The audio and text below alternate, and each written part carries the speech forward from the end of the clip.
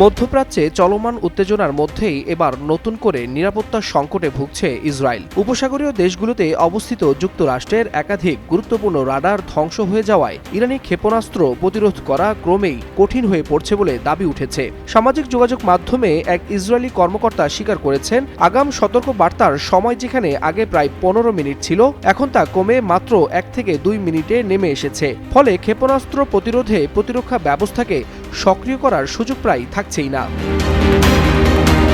আর এদিকে সর্বোচ্চ ধর্মীয় নেতাকে হত্যায় প্রতিশোধের আগুনে ফুঁসে ওঠা ইরানের ধারাবাহিক হামলায় দিশেহারা হয়ে পড়েছে উপসাগরীয় অঞ্চলের দেশগুলো। তেহরানের দাবি অনুযায়ী কাতার, জর্ডান ও সংযুক্ত আরব আমিরাতে অবস্থিত যুক্তরাষ্ট্রের অত্যাধুনিক 5টি সামরিক রাডার তাদের হামলায় সম্পূর্ণ ধ্বংস হয়েছে। এসব রাডারের বাজার মূল্য প্রায় $3.5 বিলিয়ন, যা বাংলাদেশি মুদ্রায় প্রায় 45,000 কোটি টাকার সমান। সামরিক বিশ্লেষকদের মতে এটি শুধু অর্থনৈতিক ক্ষতিই নয়, বরং কৌশলগত দিক থেকেও ওয়াশিংটন তেল আবিবের জন্য বড় ধাক্কা।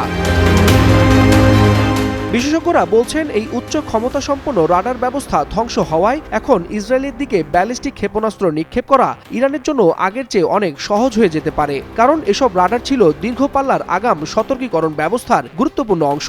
আর একটি রাডারের নজরদারির সক্ষমতা প্রায় 5,000 কিলোমিটার পর্যন্ত বিস্তৃত ছিল।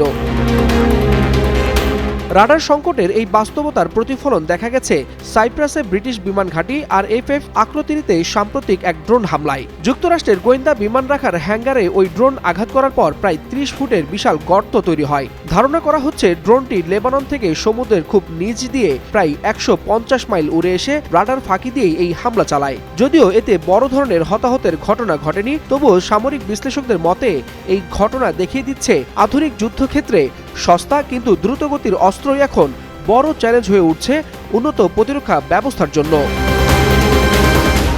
ওয়ালিউল হাসানাত, যুগান্তর নিউজ।